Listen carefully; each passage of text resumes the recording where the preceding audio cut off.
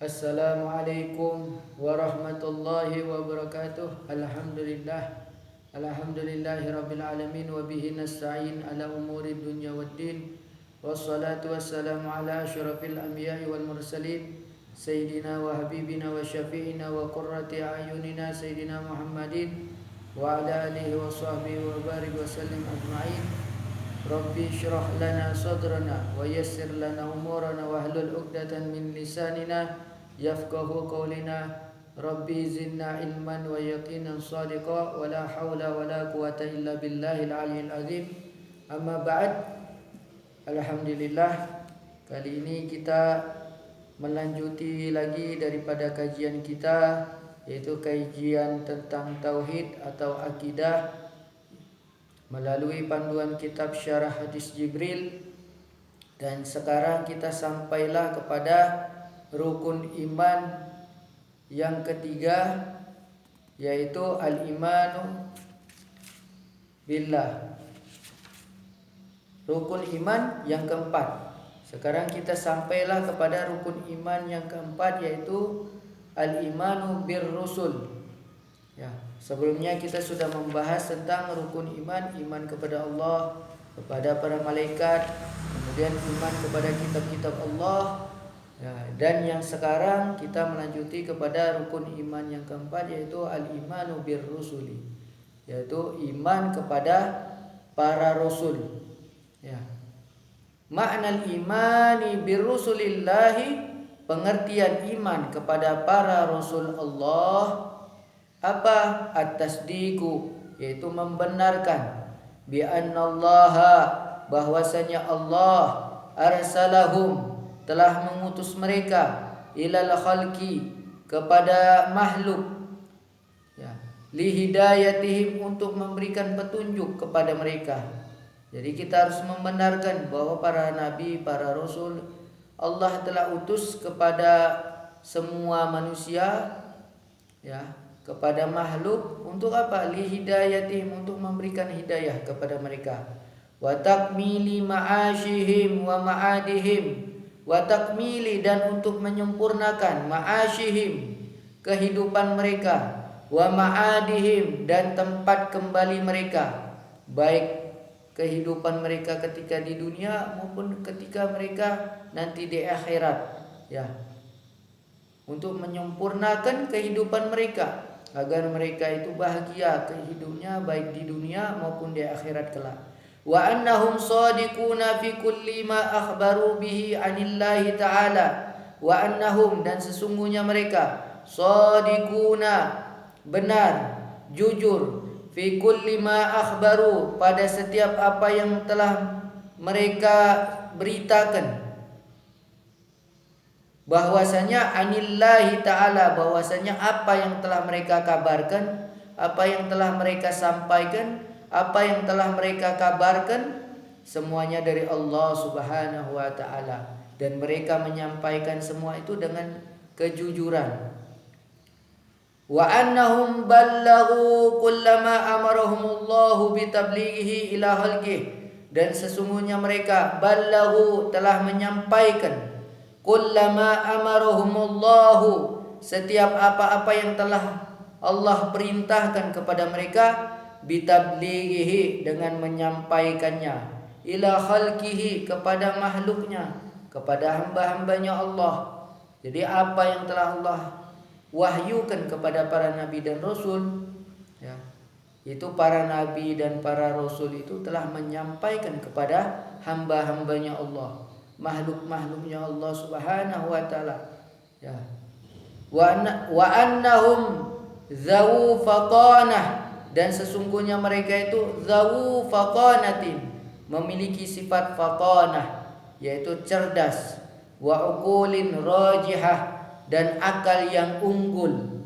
Jadi para nabi dan para rasul itu mereka diberi kecerdasan oleh Allah Subhanahu wa ta'ala, ya, yang berbeda dengan kecerdasan manusia-manusia lainnya, ya.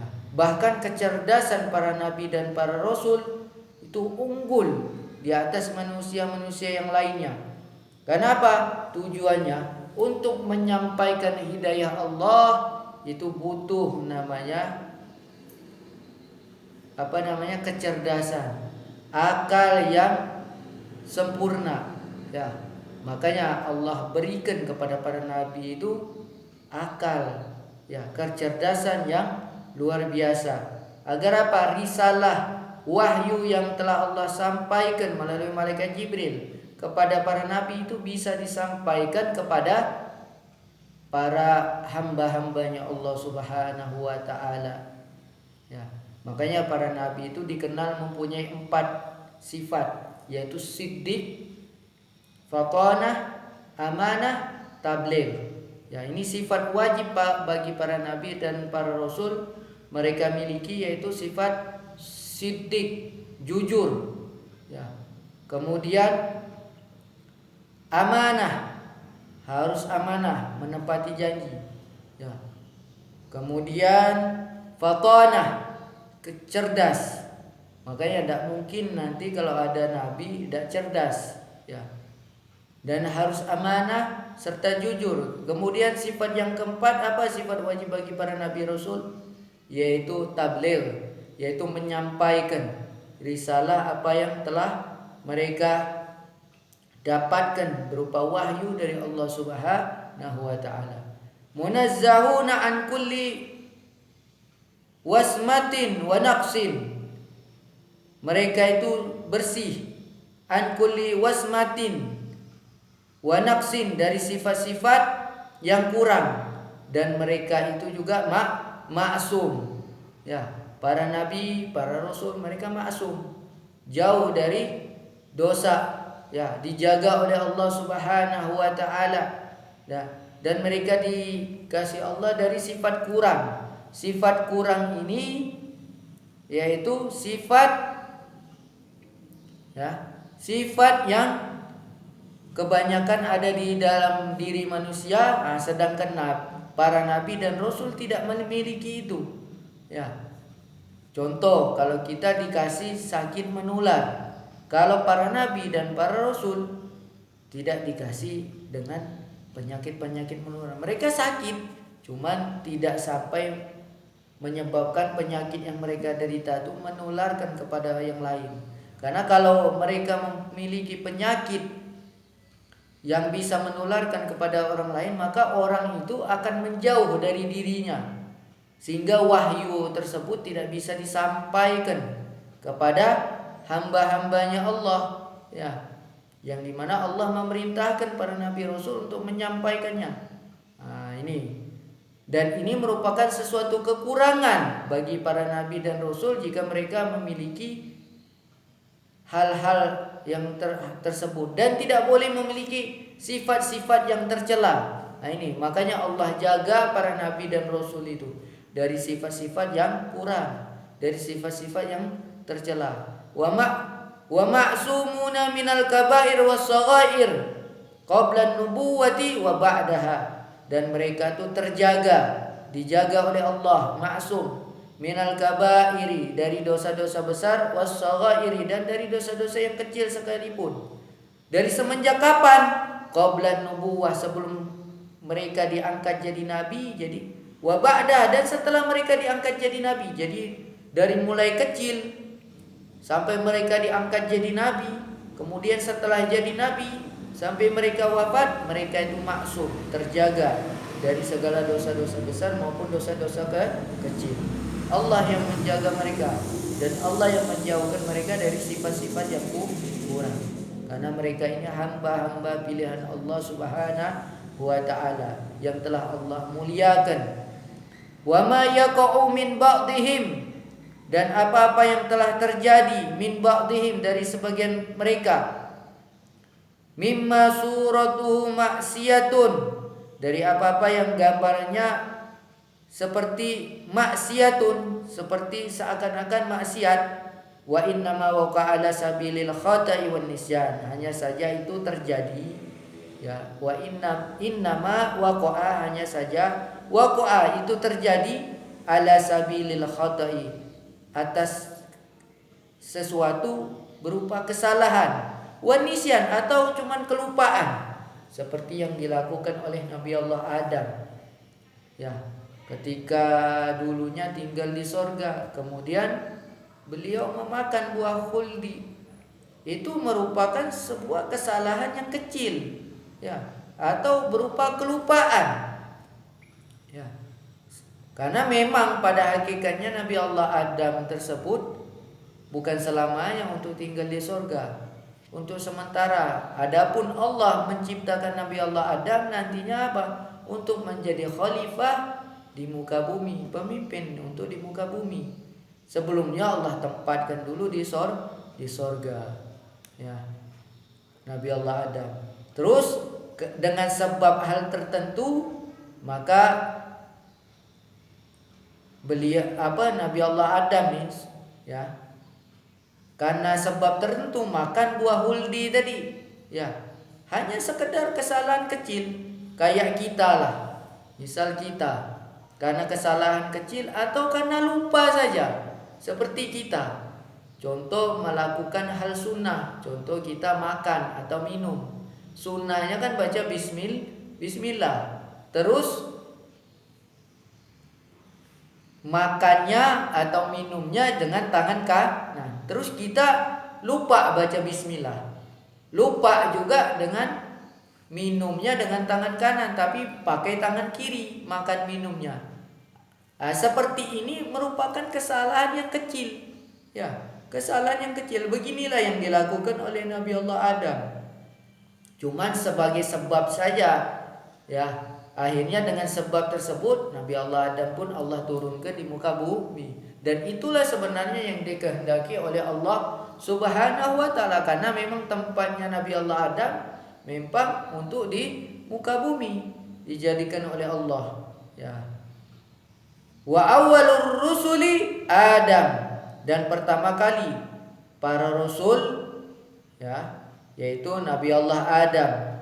Wa akhiruhum Nabiuna Muhammad sallallahu alaihi wasallam, dan yang paling terakhir di antara para nabi dan rasul adalah nabi kita Muhammad sallallahu alaihi wasallam. Wa alaihimu ajma'in, dan semoga Allah selalu mencurahkan salawat kepada junjungan Nabi kita Muhammad sallallahu alaihi wasallam dan kepada mereka semua para nabi dan rasul, ya. Wa qad warada, dan sungguh telah diriwayatkan, annal anbiya'a, bahwasanya para nabi jumlahnya mi'atu alfin wa arba'u mi'atin wa ishruna alfa nabiyin. Bahwasanya telah diriwayatkan bahwa para nabi itu jumlahnya 142.000, ya. 142.000. 100.000, ya. 100.420.000 nabi, ya. Ini jumlahnya nabi, ya. Jumlahnya nabi itu ada 100.420.000. Jadi 142.000, ya. 142.000 nabi, ya. Mi'atu alfin wa arbumi'ah wa ishruna alfa nabiyin. Jadi 142.000 nabi. Wa anna rusula minhum 300 wa 13. Dan bahwasanya para rasul itu di antara mereka ada 313 para rasul. Wa yajibul iman bi khamsati wa ishrina minhum tafsilan, dan wajib beriman kepada 25 nabi dan rasul di antara mereka secara rinci. Wa hum al-madhkuruna fil Qur'ani bismil alami, dan mereka disebutkan di dalam Al-Qur'an dengan nama, ya, dengan nama apa?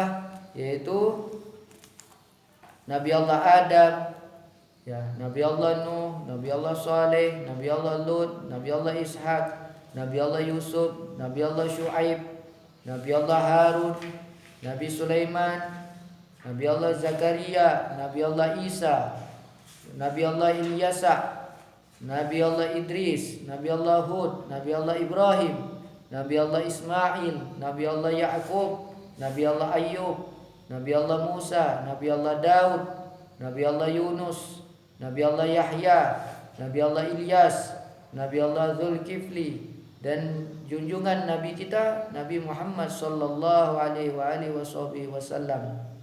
Ya. Dan inilah jumlah para nabi dan rasul yang disebutkan di dalam Al-Qur'an, ada 25 nabi dan rasul. Nah, demikianlah pelajaran kita hari ini. Mudah-mudahan apa yang berkaitan dengan iman kita kepada para nabi dan rasul, mudah-mudahan bisa kita pahami, ya, dan kita mantapkan keimanan kita kepada para nabi dan para rasul yang merupakan mereka adalah para utusan Allah Subhanahu wa taala, yang harus kita membenarkan mereka, kita agungkan, kita muliakan, ya. Dan kita mengetahui sifat-sifat wajibnya para nabi dan rasul ada 4: siddiq, ya, jujur, amanah, yaitu amanah menepati janji, terus tabligh, menyampaikan risalahnya, terus juga fatonah, cerdas. Dan mereka juga punya satu sifat jais, yaitu sifat basyariah sebagaimana manusia yang lainnya, ya. Akan tetapi sifat basyariah yang mereka miliki ini daripada sifat jais tersebut tidak mengurangi daripada derajat mereka yang dekat di sisi Allah Subhanahu wa taala, dan tidak juga mengurangi daripada kemuliaan mereka di sisi Allah Subhanahu wa taala. Mereka makan, mereka minum, ya, mereka pergi ke pasar, mereka juga menikah atau dan lain-lainnya. Mereka juga bisa sakit. Nah, ini sifat basyariah yang ada pada diri mereka para nabi dan rasul, yang tidak bakal mengurangi daripada derajat mereka yang tinggi di sisi Allah, dan mereka pun maksum, dijaga oleh Allah Subhanahu wa taala. Inilah yang perlu kita yakini tentang para nabi dan rasul. Hakadha minni, wassalamualaikum warahmatullahi wabarakatuh.